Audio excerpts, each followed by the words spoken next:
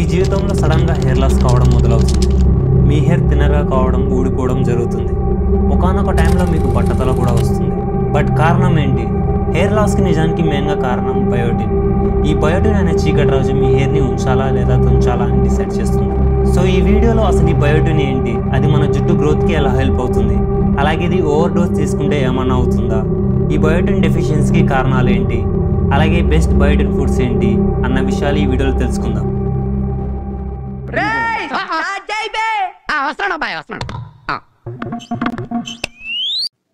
Biotin ఇది ఒక B complex విటమిన్స్లో ఒకటి, అదే B7 vitamin.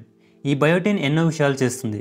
Like ఫ్యాట్స్ని, కార్బోహైడ్రేట్స్ని break down చేసి మన బాడీకి ఎనర్జీ ఇవ్వడం, అలాగే కొన్ని అవసరమైన బాడీ ఫంక్షన్స్ చేసేలా చేస్తుంది. అంతేకాదు ఇది మన స్కిన్ హెల్త్కి, షుగర్ కంట్రోల్కి, LDL అదే బ్యాడ్ కొలెస్ట్రాల్ కంట్రోల్ చేయడంలో కూడా ఉపయోగపడుతుంది. సో హెయిర్ విషయానికి వస్తే ఈ బయోటిన్ కెరాటిన్ అనే ప్రోటీన్ డెవలప్మెంట్లో ఉపయోగపడుతుంది. మనందరికీ తెలిసిన హెయిర్ కెరాటిన్ అనే ప్రోటీన్తో తయారవుతుంది అని, ఆల్సో నెయిల్స్ కూడా. సో మీకు డౌట్ రావచ్చు, బయోటిన్కి హెయిర్కి అసలు లింక్ ఏంటి అని. మీకు సివియర్ హెయిర్ లాస్ ఉంటే ఇలా ఈ ఎక్స్పెరిమెంట్ని చేయండి. జస్ట్ మీ హెయిర్ని ఒకదాన్ని పీకండి. సో మీ హెయిర్ చివర ఒక వైట్ జెల్లీగా ఐటమ్ ఉంటుంది చూసారా, అది జెల్లీగా హైడ్రేటెడ్గా ఉంది అంటే your hair is very healthy. But అది డ్రైగా ఉంది అంటే your hair is in danger. అదొకటే కాదు, alopecia, hair thinning, tightness, brittle nails, skin rashes, depression, dry skin, hair loss ఇలాంటి సిమ్టమ్స్ కూడా బయోటిన్ డెఫిషియన్సీకి కారణం. ఇలా ఒక రీసెర్చ్లో ఒక గ్రూప్ ఆఫ్ పీపుల్ని తీసుకొని 90 days పాటు బయోటిన్ వాడమని సజెస్ట్ చేశారు.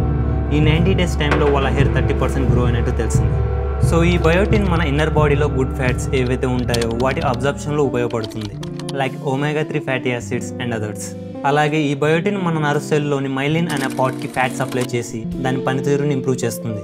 ఎందుకంటే నర్వ్స్ ద్వారానే మన హెయిర్కి అన్ని న్యూట్రియన్స్ అందేది, అవి బాగుంటేనే మన హెయిర్ బాగుండేది. ఇన్ఫ్యాక్ట్ మినాక్సిడల్ ఇలానే పనిచేస్తుంది. దీన్ని ఎక్కడ రాస్తామో అక్కడ బ్లడ్ సర్క్యులేషన్ పెంచుతుంది. చూడొచ్చు ఎలా రెడ్గా అయిందో అని. ఈవెన్ కొన్నిసార్లు ఇది మన స్కిన్ని బర్న్ కూడా చేస్తుంది. బట్ అది మీ స్కిన్ మీద మీరు తీసుకునే పర్సంటేజ్ మీద డిపెండ్ అయి ఉంటుంది. సో ఇలా ఈ బయోటిన్ కెరాటిన్ ప్రొడక్షన్ని ఇంప్రూవ్ చేసి మన హెయిర్ని స్ట్రాంగ్గా చేస్తుంది. అలాగే రిమూవ్ అయిన చోట మళ్ళీ కొత్త హెయిర్ వచ్చేలా చేస్తుంది. మనందరికీ తెలుసు మన హెయిర్ లైఫ్ 5 to 6 years అని. ఈ మధ్యలో ఎన్నిసార్లు కట్ చేసినా అవి పెరుగుతూనే ఉంటాయి. దాని టైం అయిపోయిన తర్వాత అవి రిమూవ్ అయిపోతాయి. అండ్ అదే చోట మళ్ళీ కొత్త హెయిర్ ఫాలికల్ వస్తుంది. ఒకవేళ ఆ చోట హెయిర్ ఫాలికల్ రాక ఆ హెయిర్ పార్ట్స్ క్లోజ్ అయ్యాయంటే తర్వాత ఇంకెవరు ఏం చేయలేరు. సింపుల్గా చెప్పాలి అంటే మనం ఒక మొక్కకి ఎరువు వేస్తే అది స్పీడ్గా గ్రో అయ్యి స్ట్రాంగ్గా అవుతుంది. ఇలాగే ఈ బయోటిన్ కూడా హెయిర్ ఫాలికల్స్ దగ్గర ఉన్న కెరటోసైట్స్ని స్టిమ్యులేట్ చేసి కెరాటిన్ ప్రొడక్షన్ని పెంచేలా చేస్తుంది. దీనితో మీ హెయిర్ థిక్గా, స్పీడ్గా గ్రో అవుతుంది. మర్చిపోకండి అప్పుడప్పుడు హెడ్ మసాజ్ చేసుకోండి. బికాస్ ఇలా అయితే మీ బ్లడ్ మీ హెయిర్ ఫాలికల్స్ దగ్గరకు వస్తుంది అండ్ హెయిర్ గ్రోత్ని ఇంప్రూవ్ చేస్తుంది.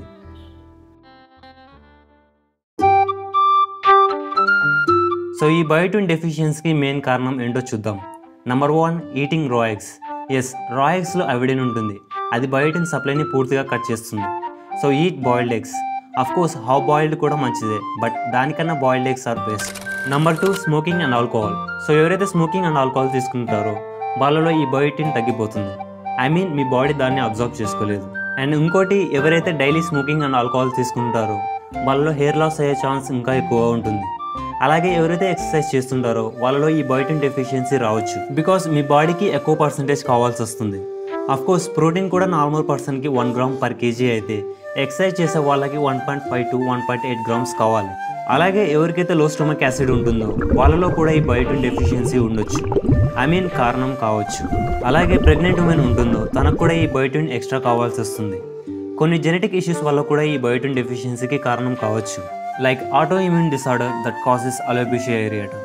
ఎస్, 50% అలోపీషియా జీన్స్ ద్వారానే వచ్చే అవకాశం ఉంది. సో ఎవరికైతే ఇలాంటి పరిస్థితులు ఉన్నాయో వాళ్ళు నార్మల్ పర్సన్ కన్నా బయోటిన్ ఎక్కువ తీసుకోవాల్సి వస్తుంది. సో ఈ బయోటిన్ ఒక నార్మల్ హెల్తీ పర్సన్కి 30 mcg కావాలి. సో పైన చెప్పుకున్న వాళ్ళకి మాత్రం కాస్త ఎక్కువ కావాలి.